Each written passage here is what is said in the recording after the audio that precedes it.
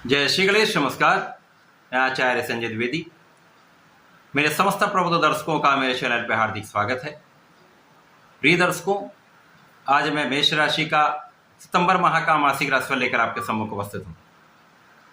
सितंबर माह में जो ग्रहों की स्थितियां हैं तथा जो ग्रहों के परिवर्तन होंगे, इस माह में किस प्रकार का आपको लाभ देने जा रहे हैं, किन भावों की प्रबलता प्राप्त होगी, इस माह में कितना आप लाभ ले पाएंगे, यदि कहीं पर कोई समस्या है तो उसका क्या निराकरण है, संपूर्ण विश्लेषण मैं पूर्ण तर्क के साथ करने जा।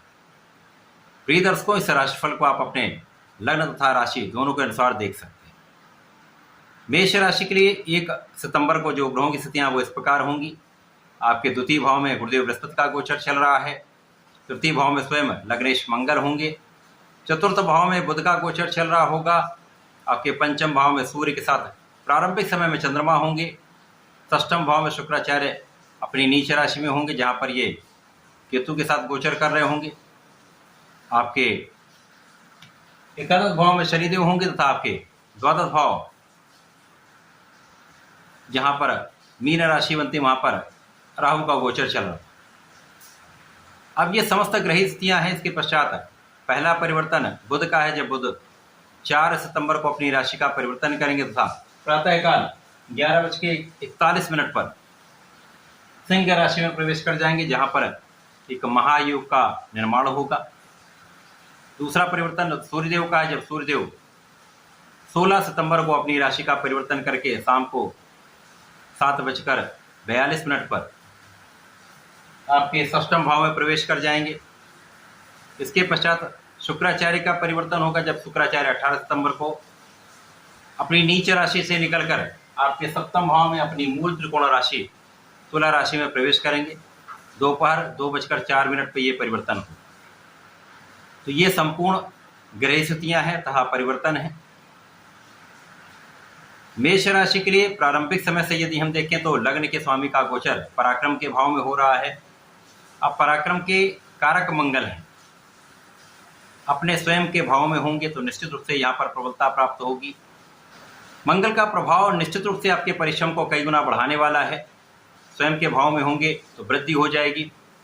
विशेष रूप से यहाँ पर आपके भाई बहनों का संपूर्ण सहयोग प्राप्त होता है, परिवार का सहयोग मिलता है, अच्छे मित्रों का साथ मिलता है तथा यहाँ पर संपूर्ण रूप से आपके भाग्य वृद्धि का समय।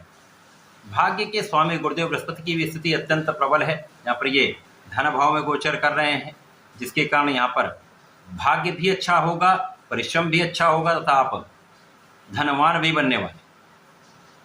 मंगल का प्रभाव आपके शत्रुओं पर विजय दिलाने वाला होगा, आपके ऋण को प्रदान करने वाला होगा। ऋण के लिए यदि प्रयासरत हैं तो ऋण आपको प्राप्त हो जाएगा तथा यहाँ पर आपके कार्यक्षेत्र की प्रबलता आपको प्राप्त होगी। यहाँ पर मंगल अपनी उच्च राशि को देखेंगे तो निश्चित रूप से आपके कार्यक्षेत्र को बल मिले, लोगों का सहयोग प्राप्त होगा। यहाँ पर आपको कार्यक्षेत्र में संपूर्ण सफलता मिले, क्योंकि यहाँ पर मंगल जो लग्नेश है उनका प्रभाव आपके परिश्रम को भी बढ़ाएगा, भाग्य में भी वृद्धि कर रहा है तथा यहाँ पर कार्यक्षेत्र में विशिष्टता ला रहा है। तो इस माह में आपका कार्यक्षेत्र अत्यंत विस्तृत होने वाला है, चाहे वो नौकरी हो, प्रोफेशन हो अथवा व्यापारिक भाव। मंगल पूरा माह यहाँ पर रहने। अब गुरुदेव बृहस्पति जो भाग्येश हैं तथा आपके लिए व्यय भाव के स्वामी होकर गोचर करेंगे, तो निश्चित रूप से कुछ व्यय अवश्य बढ़ेंगे, परंतु धर्म के कार्यों में आपका कुछ व्यय होगा, कुछ यात्राओं में आपका व्यय हो सकता है, परंतु धन का आगमन भी उसी अनुपात में अच्छा होने वाला है। विशेष रूप से धन वृद्धि का समय है, परिवार के सहयोग का समय है और यहाँ पर गुरुदेव का प्रभाव आपके लिए आपकी संपूर्ण सुरक्षा करने वाला है, आपके आध्यात्म को बढ़ाने वाला है, आपके ज्ञान को बढ़ाने वाला है, आपके विशेष ज्ञान की वृद्धि करने वाला।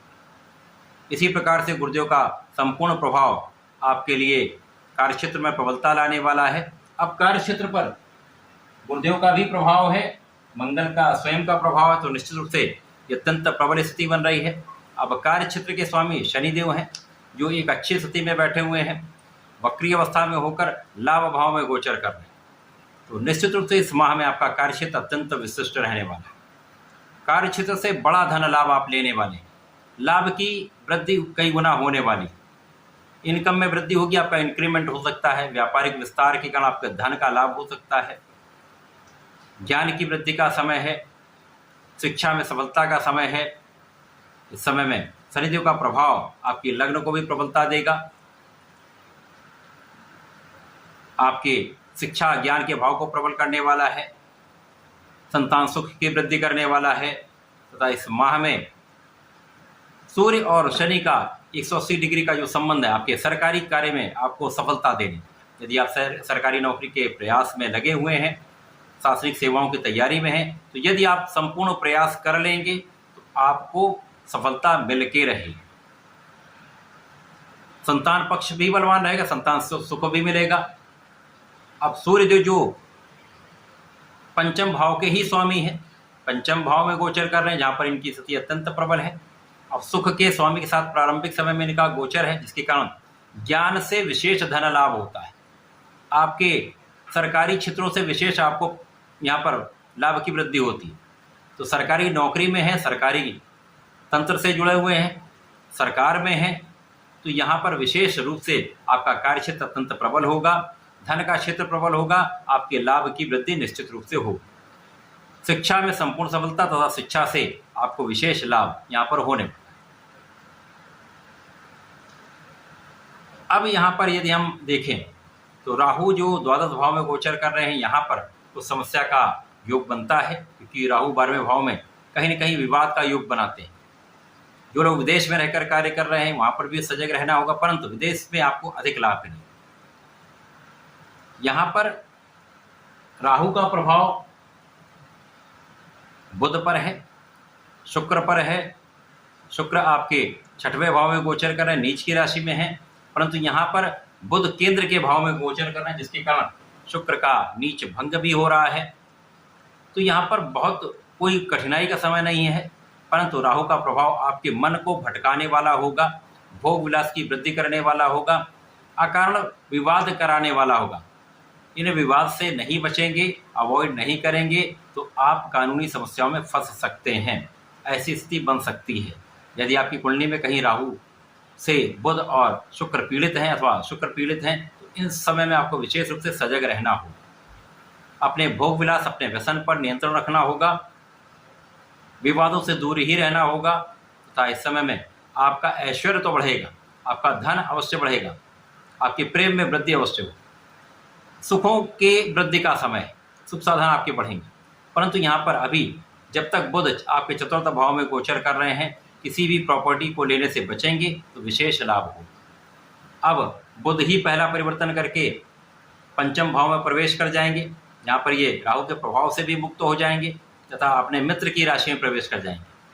अब मित्र की राशि में एक महायोग का निर्माण हो जाएगा, बुधादित्य योग का निर्माण होगा। शनि की दृष्टि के प्रभाव में सूर्य और बुध होंगे, जिसके कारण इस समय विशेष लाभ का योग बन रहा है। सरकारी तंत्र से विशेष लाभ मिलता है, सरकारी संस्थान से विशेष लाभ मिलता है, शिक्षा में संपूर्ण सफलता मिलती है, प्रतियोगिता परीक्षा में आप सफल होते हैं, सरकारी नौकरी का प्रयास सार्थक हो जाता है।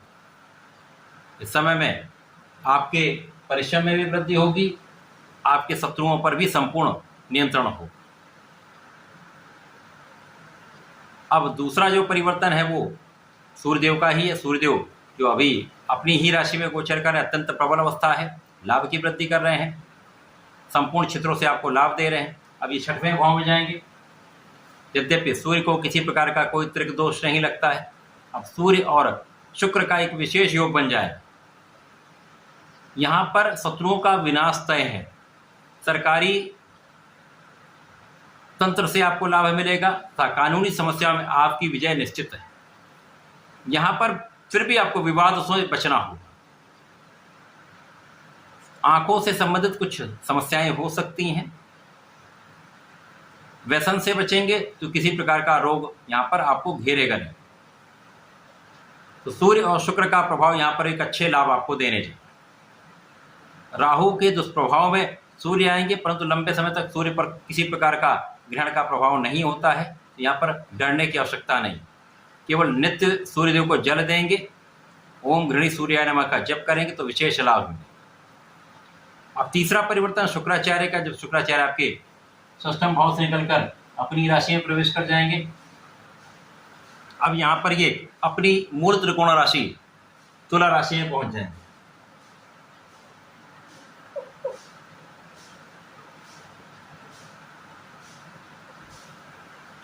अब ये स्थिति अत्यंत प्रबल हो जाएगी। 18 सितंबर से आपका जीवन परिवर्तित होने लगेगा, आपकी समस्याएं कम होने लगेंगी, आपको लाभ का योग कई गुना बढ़ जाएगा, क्योंकि यहाँ पर बुध का पंचम भाव में गोचर, बुद्धि के भाव के स्वामी अत्यंत प्रबल अवस्था में होंगे। जब ये प्रारंभिक समय में सूर्य के साथ होंगे, प्रबल रूप से बुधादित्य बनेगा, जो सरकारी संस्थाओं से विशेष लाभ देगा। ज्ञान की तथा बुद्धि के प्रभाव से बड़े लाभ आपको मिलते हैं, व्यापार में विशेष रूप से उन्नति होती है। अब जब सूर्य का परिवर्तन यहाँ से आपके षष्ठम भाव में हो जाएगा, तो भी यहाँ पर स्थिति बहुत अच्छी रहने वाली है। 18 सितंबर से इस प्रकार की स्थिति रहेगी पूरे माह में। तो शत्रुओं पर विजय, रोग पर विजय, कुछ समस्याएं हो सकती हैं, यदाकदा छोटी मोटी समस्याएं होंगी, उनका ध्यान रखना होगा आपको। परंतु शुक्राचार्य का अपनी मूल त्रिकोण में आकर विशेष रूप से लाभकारी स्थिति बनाना आपके लिए अत्यंत लाभदायी होने वाला है। लग्न को प्रबलता मिलेगी तथा यहाँ पर आप बहुत ऐश्वर्यशाली हो जाएंगे, आपका वैभव बढ़ेगा, धन संपदा की मात्रा में वृद्धि हो जाएगी। निश्चित रूप से इस समय में यदि हम अवलोकन करते हैं तो शुक्राचार्य आपके धन के स्वामी होकर सप्तम भाव में होंगे, जहाँ पर सीधे लग्न पर प्रभाव होगा। विशेष लाभ का समय, धन वृद्धि का, परिवार के सहयोग का संपूर्ण समय, आपका आकर्षण भी बढ़ेगा, आपके सौंदर्य में वृद्धि होगी तथा यहाँ पर आपका ऊर्जा का स्तर भी बहुत अच्छा रहने वाला है। आप बहुत प्रभावशाली रहेंगे। शुक्र जो यहाँ पर किसी भी नकारात्मक प्लेनेट के प्रभाव से मुक्त रहेंगे। नवम पंचम का प्रभाव यहाँ पर शनिदेव से होगा, जो यहाँ पर लाभ और कर्म के स्वामी। तो विशेष उन्नति, विशेष लाभ, धन वृद्धि, लाभ वृद्धि का संपूर्ण योग यहाँ पर आपको प्राप्त हो। 18 सितंबर से पूरा माह महाधन का योग, महाभाग्य का साथ आपको प्राप्त होने, कार्यक्षेत्र में विशेष उन्नति का समय आ चुका है। तो इस माह में आपको नियमित रूप से भगवान संकर मोचन की शरण में रहकर हनुमानाष्टक का पाठ नित्य करना चाहिए। जब सूर्य जो यहाँ पर रहेंगे तो जैसा मैंने बताया, आप ओम गणेश सूर्याय नमः कहकर भगवान को जल दें तथा प्रत्येक मंगलवार को भगवान संकर मोचन के चरणों से टीका अपने मस्तक पर लगाकर ओम हम हनुमताय नमः का 11 बार जप कर लेंगे, संपूर्ण कार्य सिद्ध हो जाएंगे, संपूर्ण अवरोध दूर हो जाएंगे, संकट दूर हो जाएंगे, लाभ 100% प्राप्त होगा। तो ऐसा करके समय का लाभ लें, उपयोग करें। धन्यवाद, नमस्कार।